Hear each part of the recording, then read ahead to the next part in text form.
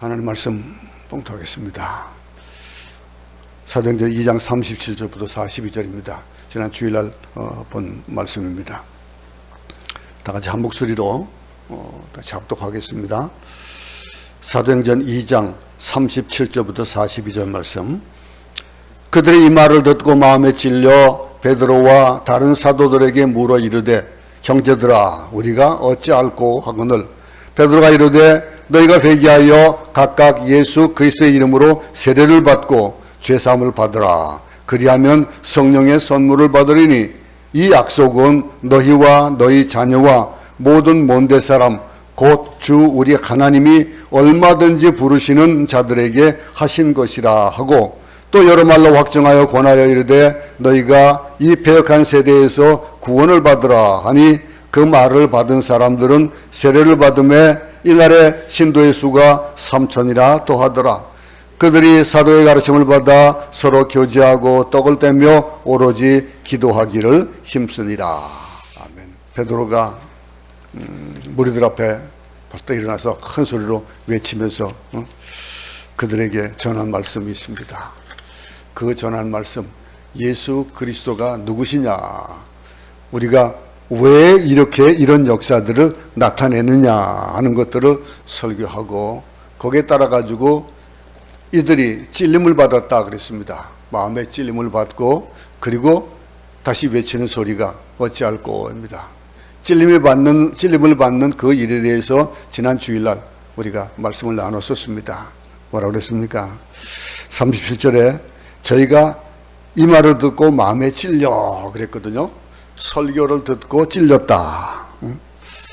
그들이 찔린 그 상황에서 반응이 두 가지가 있다고 그랬습니다. 한 가지 반응은 지난 시간에 보듯이 마음에 찔린다라고 하는, 설교를 듣고 마음에 찔린다라고 하는 거.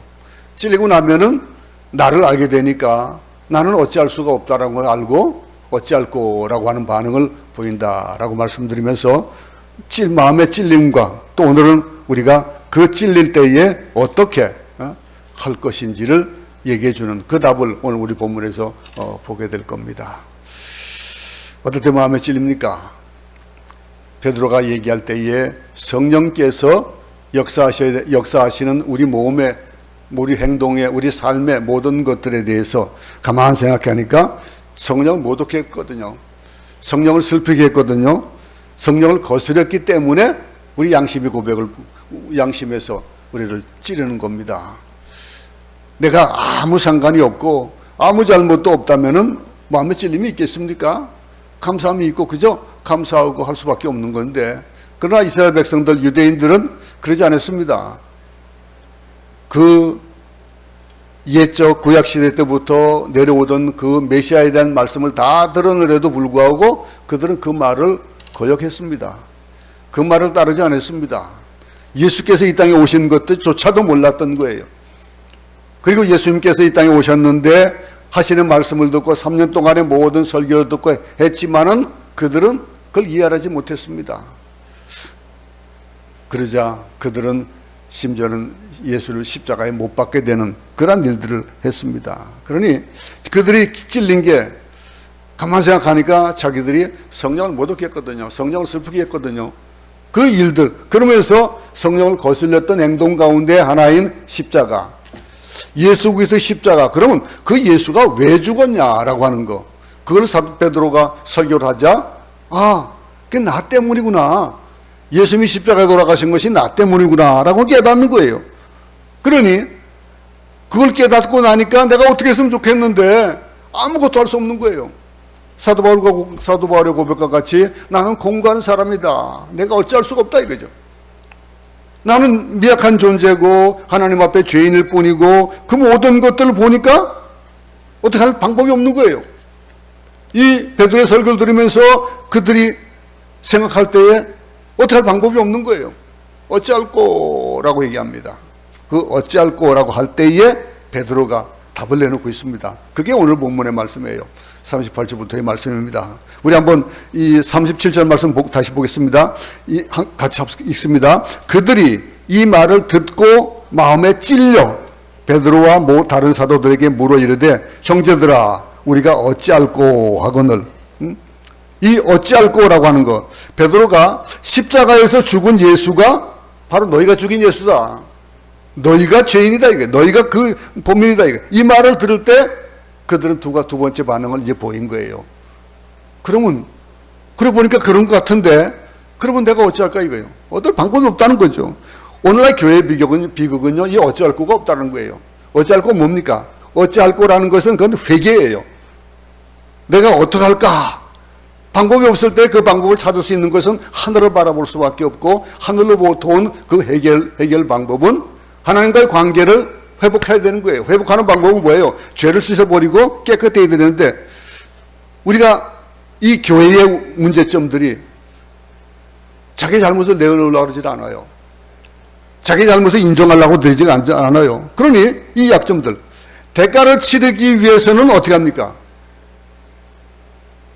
그 값싼 것들이 아니거든요. 그 대가는요, 예수께서 십자가에 돌아가시는 거예요. 그런데 값싼 감상주의로 은혜, 그 은혜라는 말, 그러면서 십자가의 고난을 거부하고 구원과 부활의 축복만을 받으려는 태도들, 우리는 그렇게 살지 않으면서 그 구원에 대한 것들, 그걸 다 거저 주어지는 그 구원에 대한 것들, 그것만 좋은 거예요.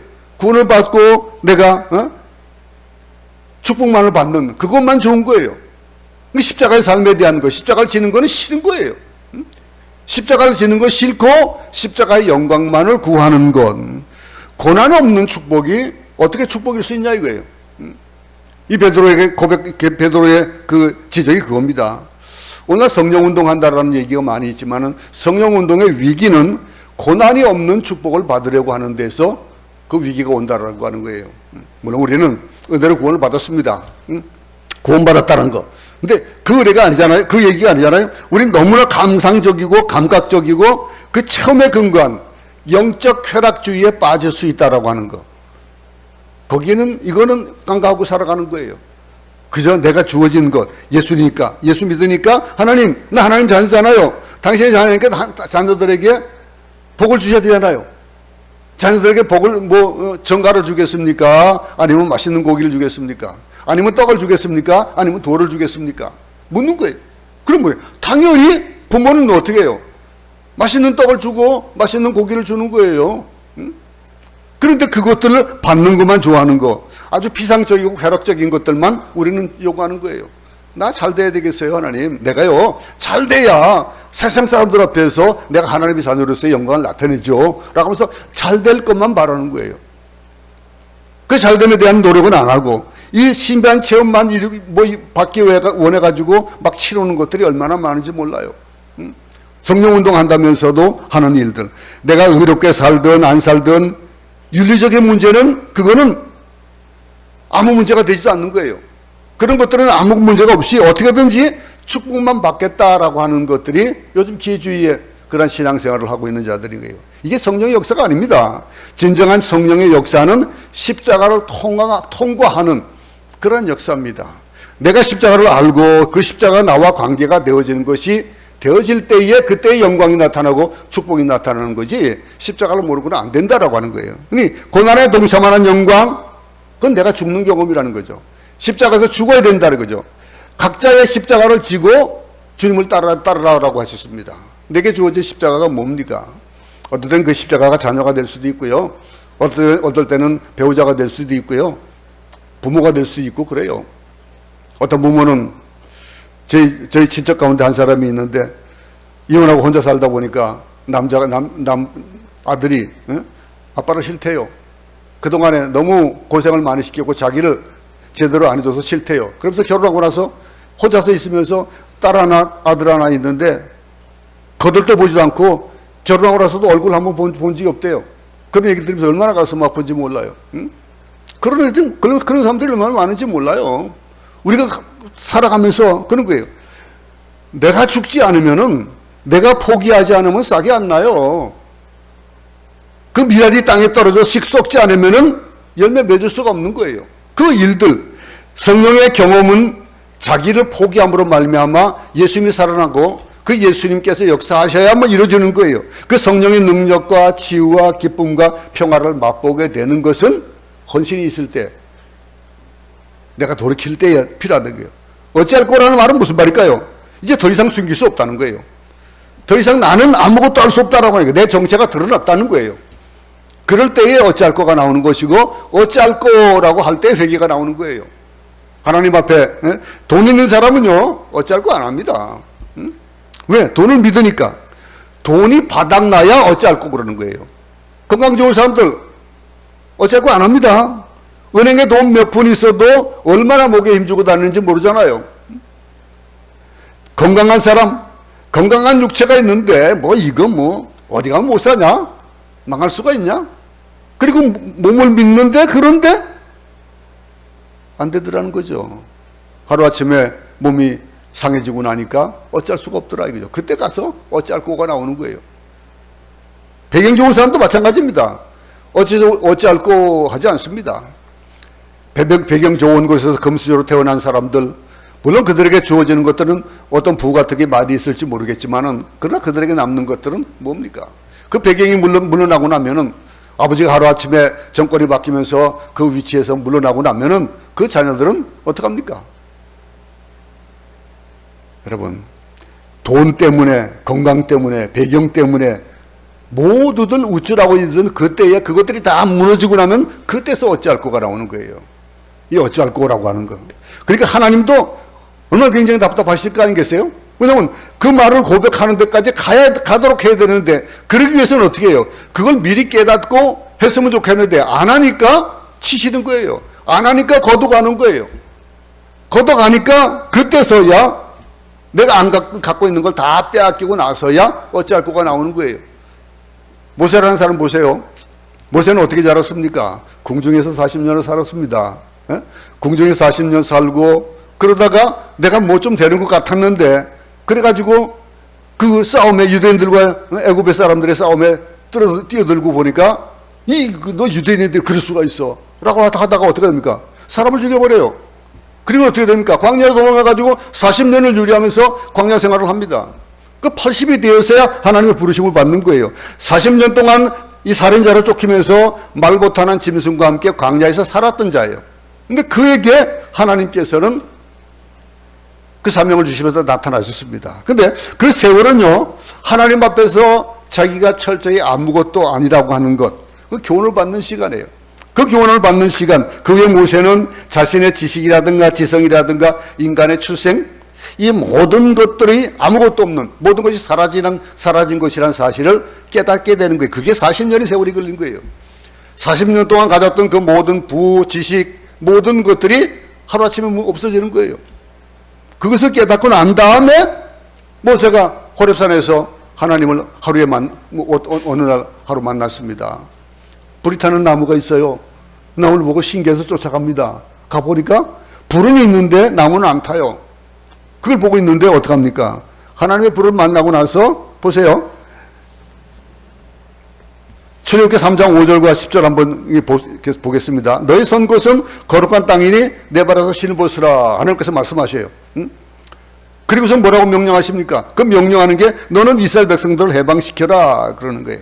이 말씀을 듣고 나니까 모세는 어떤 마음이 들었을까요?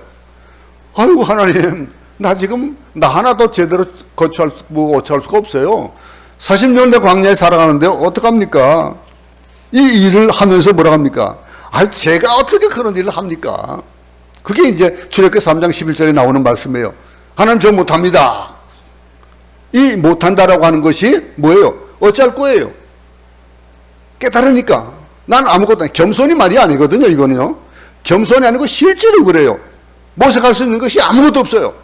말씀도 없으니까 하나님께서 그 형을 갖다 형 아론을 붙여줍니다. 그렇게 해서도 그래도 못하겠다는 거예요. 또 한 사람이 있으면 이사야 6장 하나 보세요. 이사야 6장에 보게 되면은 이사야는 자기의 친척 왕이 죽자 성전 앞에서 조용히 무릎을 꿇고 하나님께 기도합니다. 하나님을 생각합니다. 그런데 하나님이 임하십니다. 하나님이 거룩이 임합니다. 문지방에 하나님의 거룩한 성령의 역사들이 일어나요.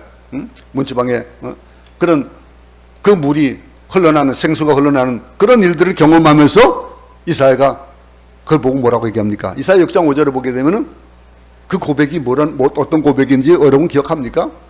화로다, 망하게 되었도다 그랬습니다. 나 이제 망했다 이거예요. 하나님 만나고 나니까, 하나님 보고, 하나님 역사하시는 거 보고 나니까 난 어쩔 수 없다 이거예요. 얼마나 참담한 심정인지 하나님의 심판의 불이 자기 위에 있는 모습을 보았습니다. 나는 어쩌면 좋습니까? 나는 무엇을 할 수 있단 말입니까? 라고 하는. 이 베드로가 예수님 말씀에 순종하여 그물을 던졌을 때 어떻게 했습니까? 분명히 자기의 경험으로는 고기 한 마리를 못 잡았거든요. 밤새 고기를 한 마리도 못 잡았는데 자기가 아는 경험, 어부로서 얼마나 그 실력이 있는 그런 어부였겠습니까? 그런데 예수님이 말씀하세요. 던지랍니다. 그물을 던지라서 던졌습니다. 그랬더니 어떻게 합니까? 고기가 너무 많이 나온 거예요. 너무 많이 나오니까 어떻게 합니까? 옆에 있는 나무는 다른 배들을 불러가지고 실었습니다. 이래서 하면 비유 아마 잘할 거예요. 여러분, 그런데 베드로가 어떻게 합니까? 할렐루야, 나 이제 부자 됐습니다. 뭐 그랬습니까? 어떻게 했습니까? 예수님한테 뭐랍니까? 주여 나를 떠나소서 나는 죄인으로서다 그랬습니다. 이 일들 내가 어찌할 거라고 하는 것은 뭐예요? 나를 알 때에 그게 가능한 거예요. 나를 모르면 안 나와요. 이 고백이 여러분에게도 저에게도 필요합니다. 화로다 나는 망하게 되었도다라고 하는 그 이사야의 말과 주여 나를 떠나소서 나는 죄인으로서다 라고 외치는 그런 베드로의 말과 어찌할 거 내가 이런 일을 어찌할 거 어떻게 하겠냐는 거예요. 하나님 내가 어떻게 하면 좋겠습니까? 라고 하는 모세의 말도 모든 것들이 내가 할 수 있다라고 하는 것, 내가 가지고 있는 것, 나라고 하는 것이 없어질 때에 그때에 고백할 수밖에 없는 거. 어쩔 수가 없습니다. 어찌할 거라고 하는 거예요. 혹시 그런 고백 한번 들어본 적 있습니까? 어찌할 거. 하나님밖에 없습니다. 내가 할 수 있는 방법이 아무것도 없습니다. 라고 해봤냐 이거예요. 응? 가끔 우리가 신앙의 현주소 돌아와가지고 전부여 의지 없어서 손들고 옵니다 합니다. 그때에 어떤 일이 벌어지는 거예요. 그럴 때에 나를 아는 거예요. 나 주를 멀리 떠났다 이제 옵니다 라고 하는 찬송도 있습니다. 내가 주를 믿노라 부르짖지만은 내가 항상 마음의 문을 하나님 앞에 열어놓고 있지 못하고 내가 앞서가고 내가 행하다 보니까 아무것도 되는 것이 없어가지고 돌이키는 경우, 그럴 때에 나오는 거예요. 근데 열심히 교회도 출석하고 열심히 헌금하고 열심히 기도했는데 왜 안 되냐 이거죠. 안 되는 이유 뭐예요? 아직까지도 내가 하고 있다는 거예요. 그럴 때에 말 수 있는 말, 열심히 주를 위해서 살았다고 하지만은 내 심령 속에는 아무것도 없는 경우, 하나님을 의지하지 못하고 내가 했을 때, 그럴 때 어떡합니까? 방법이 없어요. 어찌할 수가 없어요. 그럴 때 어찌할 거가 나오는 거예요. 나를 전부 다 포기하고 내가 물러났을 때, 내가 아무것도 아니라는 것을 고백할 때에 그때서 답을 주셔요. 하나님이요, 어떤 일을 할 때에 내가 뭐 하겠습니다 하고 하는 거 가만 지키면서 뒷짐지고 가만 지키고 보고 계세요. 하는 때까지 해보라 이거예요. 해보고 나서 하다 안 되면 어떡합니까? 제 뭐 가끔 말씀드리지만 저 손조조가 좋아가지고 뭘 잘 만지는데 방법이 없어요. 그럼 어떡합니까? 찾아가야 될 곳이 따로 있어요. 그 전문가에게 가서 고쳐야 되는 거예요. 그럴 때에 회개하는 거. 이런 통이와 자복 앞에 베드로가 대답하는 날. 한번 같이 보겠습니다. 사도행전 2장 38절 한번 봅니다. 다 같이 읽습니다. 베드로가 가로되 너희가 회개하여 각각 예수 그리스도의 이름으로 세례를 받고 죄 사함을 얻으라. 그리하면 성령을 선물로 받으리라. 이 답이에요. 어찌할 거의 답이에요. 이 베드로의 응답, 하나님의 응답은 우리들에게 회개를 촉구하는 거예요. 회개를 촉구하는 것. 여기 언급된 회개가 어떻게 보면 무서운 회개가 아니에요. 여기는요. 막 그냥 뭐 칼 앞에서 너 어떡할래? 죽을래? 살래? 라고 하는 그런 회개를 요구하는 것이 아니에요. 여기 보니까 권면하는 그리고 따뜻한 사랑의 회개를 촉구하는 그런 느낌을 받을 수밖에 없는 거. 왜? 성령을 받으니까 성령을 선물로 받을 거래요. 그러면서 회개하라 이거예요. 공갈이나 협박하는 그런 무서운 회개가 아니라 성령님의 부드러운 음성이 사도 베드로를 통해서 나오게 되는 거예요. 기독교 최대의 메시지가 뭡니까? 세례요한이 이 땅에 왔을 때에 첫 마디가 뭐예요? 회개하라, 천국이 가까웠느니라 그랬습니다. 예수님도 마찬가지입니다. 회개하라, 하나님 나라가 가까웠다 그랬습니다. 회개. 우리가 하나님 앞에서 바르게 되어질 때에 그 바르게 되어지는 방법으로 내 죄를 자복하고 회개할 때에, 그럴 때에 그 다음 단계가 평강이 오게 되고 평화가 오게 되고 우리 모든 것들의 축복이 열리는 거예요. 구원은 회개에서부터 시작되어집니다. 회개가 없으면 구원이 없어요. 회개 없는 구원은 없고 회개 없는 성령의 임재는 없다라고 하는 거예요. 고통 없는 부활. 십자가 죽음 없이 어떻게 부활이 있겠습니까? 죽음이 있어야 부활이 있는 거예요. 고통 없는 영광이 없듯이 회개 없는 시작, 그것도 구원도, 이 성령도 회개가 없으면 안 된다는 거죠. 회개가 먼저 선언돼야 된다. 사람의 물리적인 강요에 의한 회개가 아니라 성령의 감동으로 칼날 같은 메시지에 찔려서 회개하는 거예요. 여러분 회개할 때에 어떻게 회개했습니까? 누가 옆에서 막 그냥 욱박지르면서 회개해가지고 회개했습니까? 아니잖아요. 성령께서 역사하셔서 우리 마음에 우리 죄를 깨닫게 하고, 그러면서 우리로 하여금 통회자복을 하고 눈물 흘리면서 회개하게 하는 것, 그게 성령의 역사잖아요. 그게 깁니다. 심령을 뒤흔들고 가슴을 찔러서 우리가 어찌할꼬 라고 하는 이 통회자복하는 회개가 회개다라고 하는 거예요. 이 베드로가 그걸 요구하는 거예요. 오늘 우리에게도 그걸 요구하는 겁니다. 회개는 가장 고통스럽죠. 그러나 가장 큰 축복이 됩니다. 잘못을, 이 죄 짓는 잘못보다 우리에게 더 어쩌면은 회개하지 않는 잘못이 그게 더 큰 겁니다. 큰 죄가 되어지는 거예요. 성령의 권명과 강권함과 인도하심에 따라서 우리가 모두 심령 깊은 곳에서부터 우러나오는 그런 폐부가 찔려서 어찌할꼬 하는 깊은 영적인 회개가 오늘 우리 안에 있기를 바랍니다. 베드로가 요구하는 게 그거예요. 성령이 임했다면은 우리가 막 그냥 눈물을 흘리고 콧물을 흘리면서 우리 영혼의 깊은 곳에서 통곡을 하고 밤이 새는지도 모르고 통곡하고 회개하는 거예요. 죄악들, 부끄러운 것들 다 드러내놓고, 그리고 벌거벗은 모습으로 하나님 앞에 나아가는 겁니다. 그리고서 뭐라 합니까? 회개한 다음에 뭐라고 했습니까? 베드로가 하라는 얘기가 뭐라 그랬습니까? 그 다음에 세례를 받으라 그랬습니다. 세례를 받으라. 회개 후에 예수 이름으로 세례받지 않으면 그건 아무것도 아니라는 거예요. 보세요. 회개는 돌이키는 거예요. 회개는요, 방향을 180도로 돌아가는 거예요. 360도가 아니고, 360도는 다시 한번 돌아가는 거잖아요. 그럼 원 상태 오는 거예요. 근데 180도 돌아가는 거예요. 90도도 아니고 180도 돌아가서 완전히 다른 방법으로 from sin to God이에요. 어떤 곳에서 돌이키느냐? 지금 죄를 뒤로 한 채 하나님께로 향하는 것, 그거예요. 여러분, 우리가 어딜 행로를 갈 때에 그 행로의 목적지가 있는데 그 목적지를 잘못 벗어나면 어떡합니까? 다시 돌아가야죠. 근데 돌아가는 시간이 많이 걸릴 수가 있어요. 많이 걸려도 돌아가는 목적지는 한 곳씩 되어지는 거예요. 근데 돌아서야 그곳에 가지, 아무리 시간이 많이 갔다고 해가지고 그곳을 갈 수 있는 건 아니에요. 자꾸 다른 곳으로 가게 되는 거예요. 회개란 그 자리에 머무르지 않고 하나님을 향하여 걸어가는 것이다. 그 과정이 회개다. 이런 얘기를 어떤 신학자가 했습니다. 그렇습니다. 그 자리에 머무르지 않고 하나님을 향해서 걸어가는 것, 행로를 바꾸는 것, 그것이 바로 예수의 이름으로 세례를 받는다라고 하는 것, 제3에 대한 징표를 받는 거예요. 평생 그 자리에서 뱅뱅 도는 사람들이 있어요. 교회 나오면 죄가 생각이 나요. 회개합니다. 근데 다시 세상 나가면 또 죄악 가운데 뒹굴어요. 그러다가 또 말씀을 보거나 또 설교를 듣거나 하면은 또 생각이 나니까 또 회개하고, 한 자리도 한 발자국도 앞서가지 못하고 그냥 그 자리에서 뱅뱅뱅뱅뱅 도는 거예요.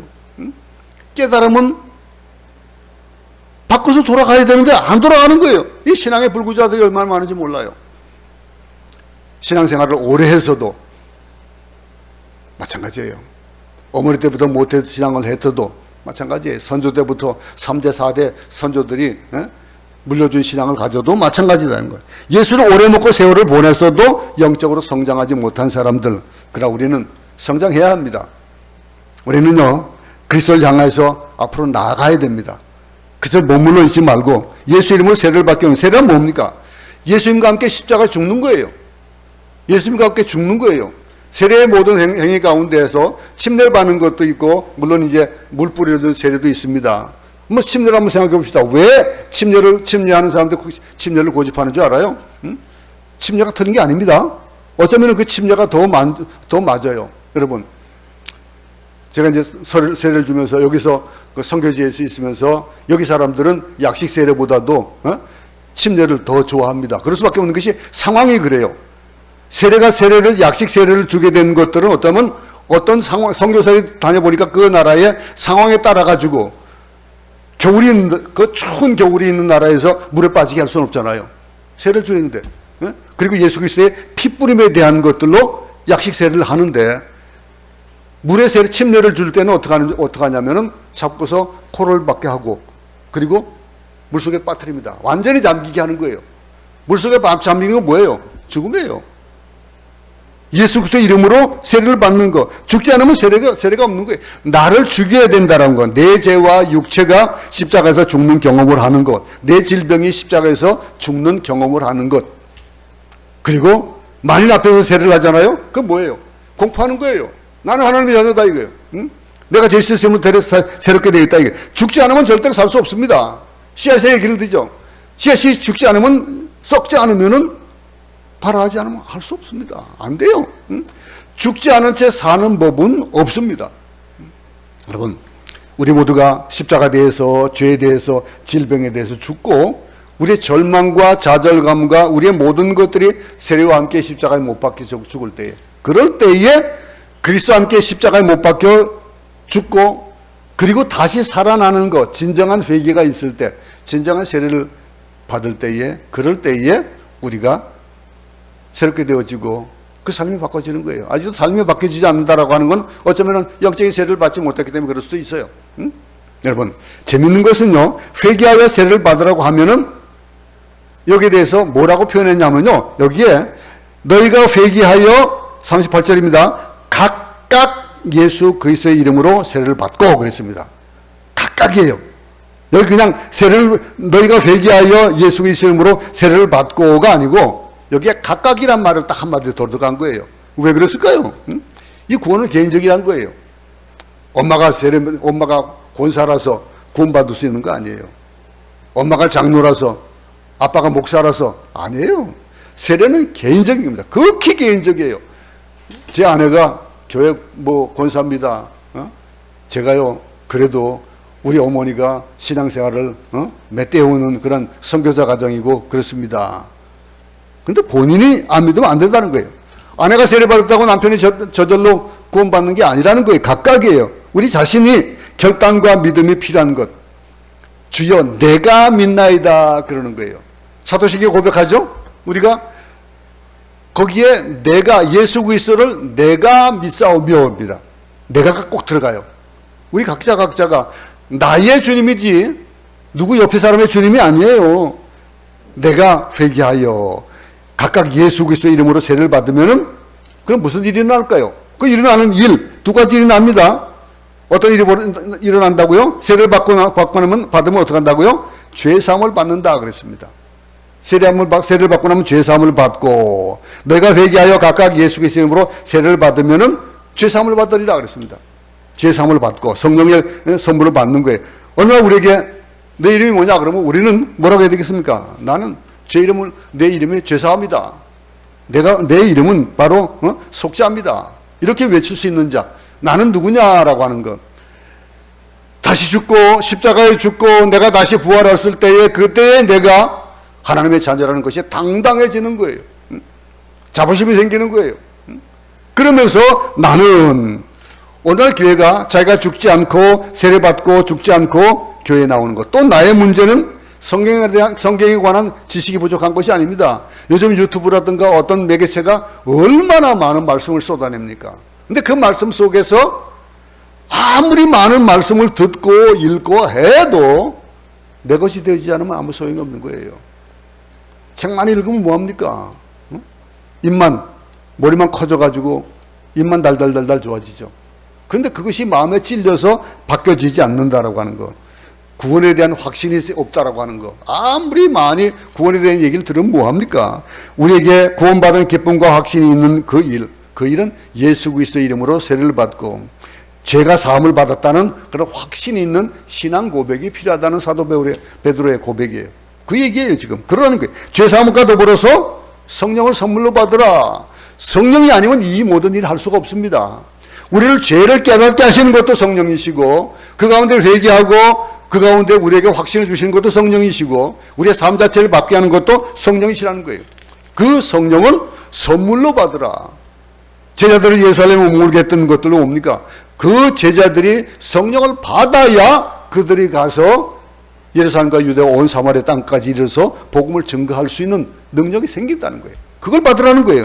이 말씀은요, 성령의 은사들을 선물로 받으라, 혹은 성령의 선물을 받게 될 것이다 라고 하는 그 말이에요.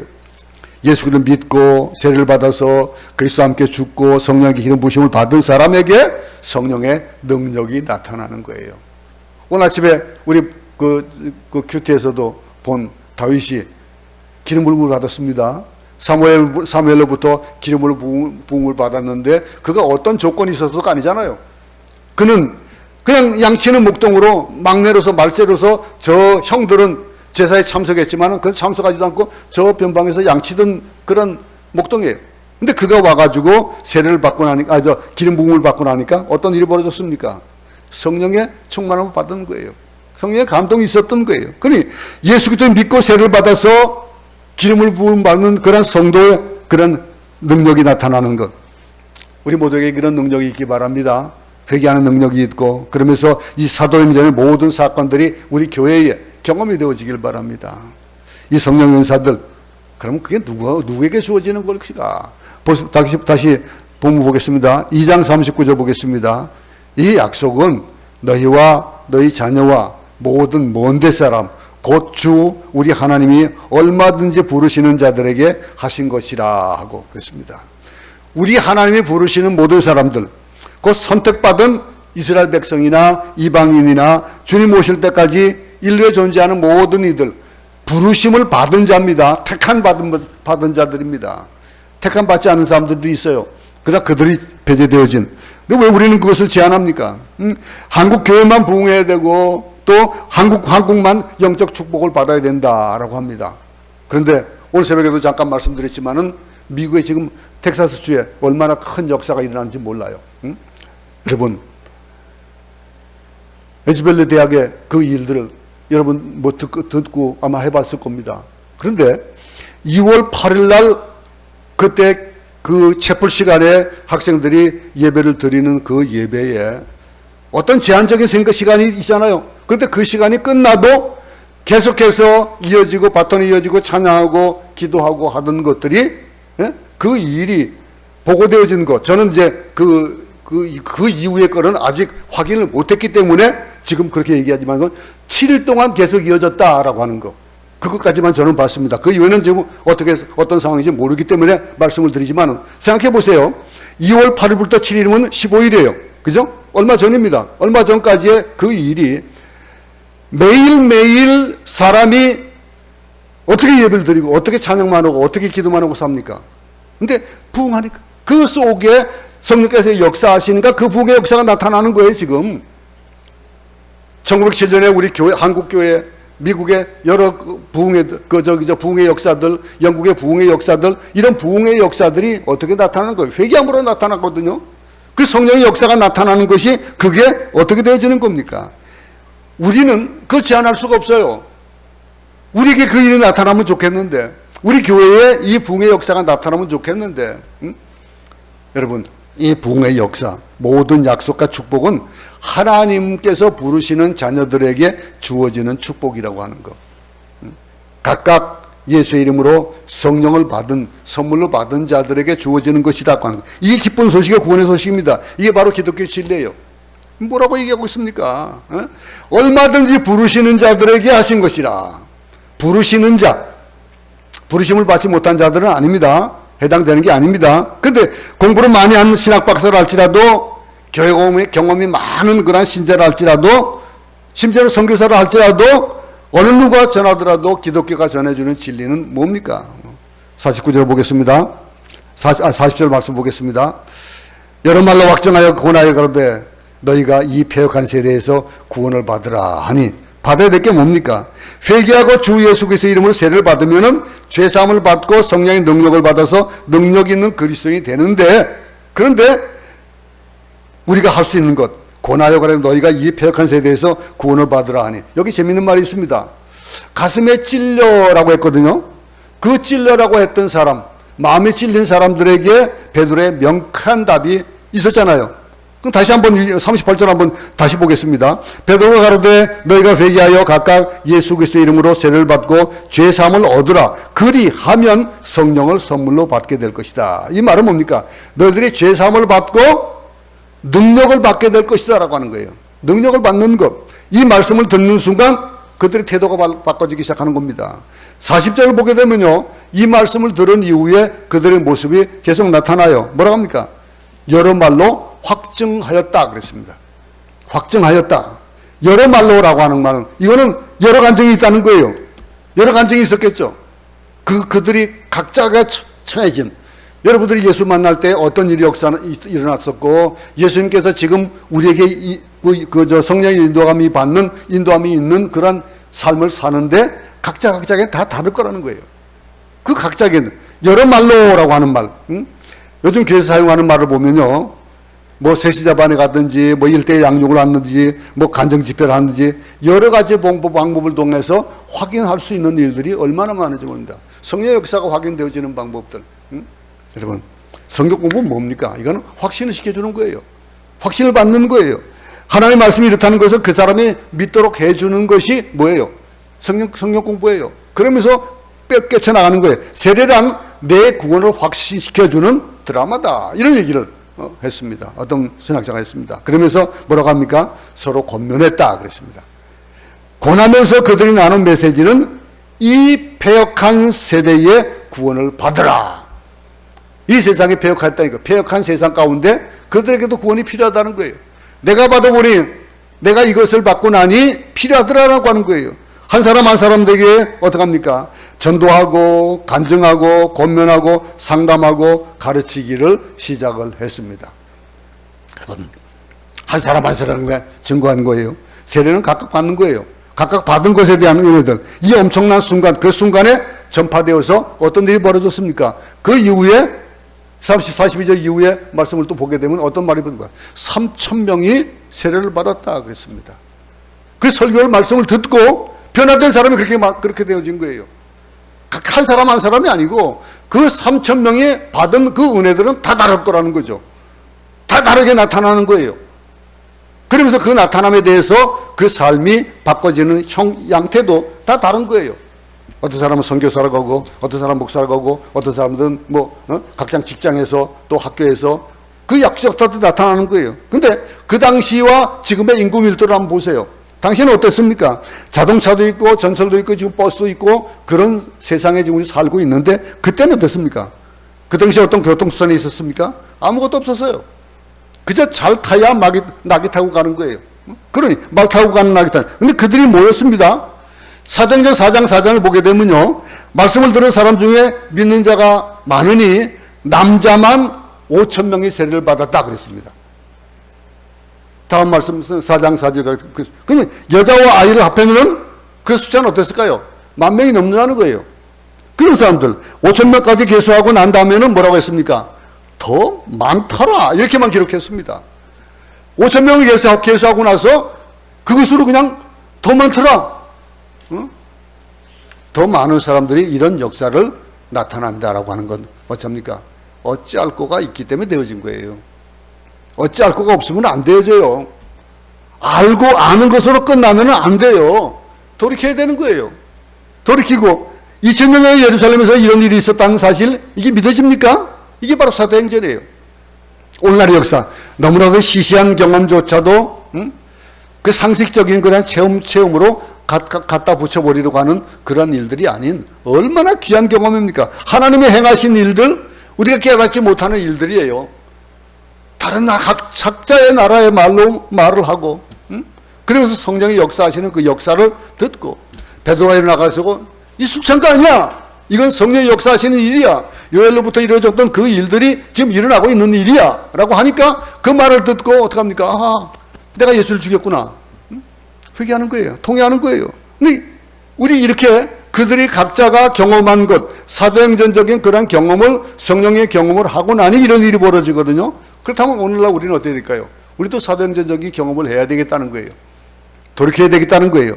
우리 교회가 이런 교회가 되기 바랍니다. 이제 우리 교회도 새로운 세대를 맞이했습니다. 이제 새로운 세대를 새롭게 시작할 때에 여러분의 각오가 이런 각오가 되어야 될 겁니다.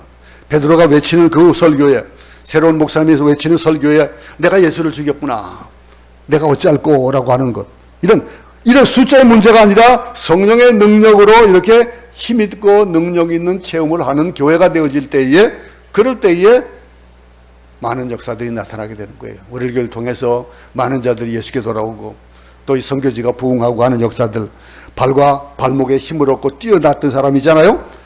사도행전 4장 3장에 어떤 일이 있었습니까? 안전뱅이가 일어나서 걸었습니다.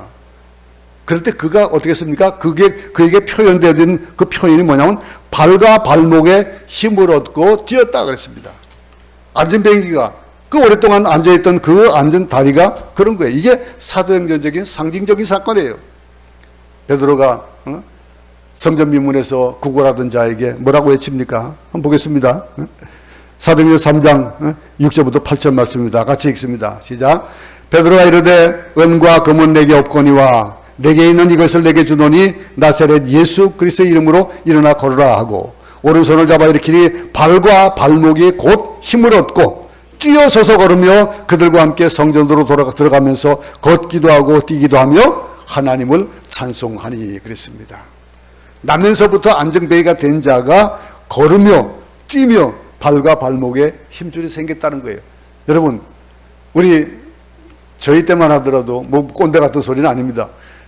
무릎 꿇고 기도하는 일이 참 많았어요. 요즘은 의자 생활 하다 보니까, 자식 생활 하다 보니까 무릎 꿇는 게 참 힘들어요. 그죠? 잠시 무릎을 꿇고 걸었다가 일어나면은, 저희 같은 나이 많은 사람들은 더 합니다만 또 젊은이들은 마찬가지죠. 발에 쥐가 나고 막 그래가지고 일어나면은 한동안 발을 못 움직입니다. 난 막 쥐가 나가지고 꼼짝을 못 해요. 그런데 보세요. 나면서부터 안전뱅이가 됐었어요. 그런 자가 일어나서 걷는데 그 발에 힘이 생겼다 이거예요. 발과 발목에 힘이 생겼다라고 하는 거. 하나님 언제나 동일하십니다. 어제나 오늘이나 사도행전의 그 시작 때나 사도 때 시대나 지금이나 하나님 변하지 않습니다. 하나님의 역사에 동참하는 우리 모두가 되기 바랍니다. 이 역사, 그 역사는 어디서부터 시작합니까? 어찌할꼬에서부터 시작합니다. 내가 나를 깨닫고 내가 죄인인 것을 알 때에 하나님이 보이고, 하나님의 방법이, 이 사도 베드로가 외쳤던 그 방법이 내 방법이 되어져서 그것을 체험하고 나면은 우리는 뛰며 걷는, 그래서 하나님을 찬양하는 이 일이 안전뱅이 같은 역사가 일어나는 거예요. 하나님 부르시는 모든 사람들에게 이런 성령의 능력을 주신다고 약속했습니다. 그 영, 남자나 여자나 남종이나 여종이나 노인이나 젊이나 누구든지 주의 이름을 부르는 자는 구원을 얻으리니 그랬습니다. 이 구원의 역사, 어찌할꼬 하고 외치면서 하나님만 바라보는 그런 우리 모두가 되어지기를 간절히 소원합니다. 하나님 아버지, 오늘 우리들이 하나님 말씀을 듣게 하심을 감사합니다. 성령님이여, 오늘 이 자리에 임하여 주시고 오순절날 예루살렘에 있었던 사건이 우리 교회에 일어나게 하여 주시옵소서. 우리의 발에 발목에 힘이 생겨서 뛰며 걸으며 주님을 찬양하며 세계를 향하여 예수 그리스도를 호령하며 외치는 그러한 증거자의 삶을 살 수 있도록 도우시옵소서. 예수님 이름으로 기도드렸습니다. 아멘. 하늘에 계신 우리 아버지여, 이름이 거룩히 여김을 받으시오며 나라에 임하옵시며 뜻이 하늘에서 이룬 것 같이 땅에서도 이루어지이다. 오늘 우리에게 일용할 양식을 주옵시고 우리가 우리에게 죄진 자를 사하여 준 것 같이 우리 죄를 사하여 주옵시고 우리를 시험에 들게 하지 마옵시고 다만 악에서 구하옵소서. 나라와 권세와 영광이 아버지께 영원히 있사옵나이다. 아멘.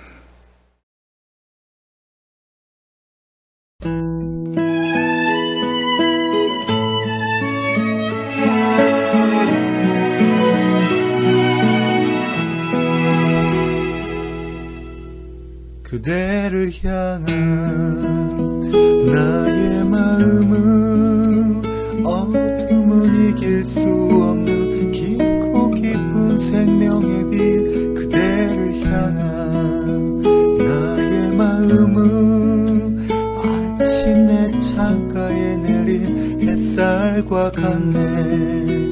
그대를 향한 나의 마음은 절망은 어쩔 수 없는 날마다 새로운 소망. 그대를 향한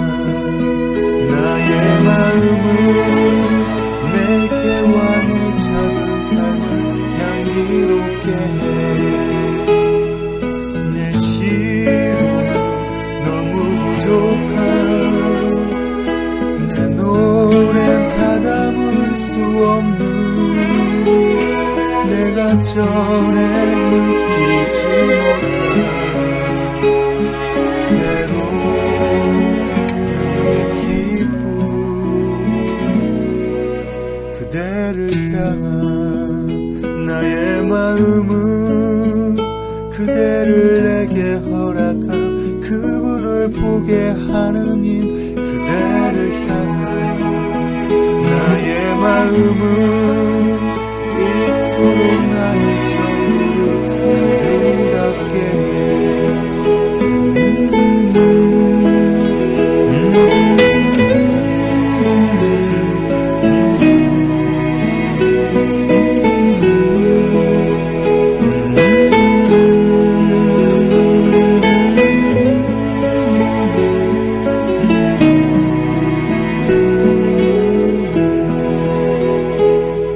내 실험이 너무 부족한 내 노래는 다 담을 수 없는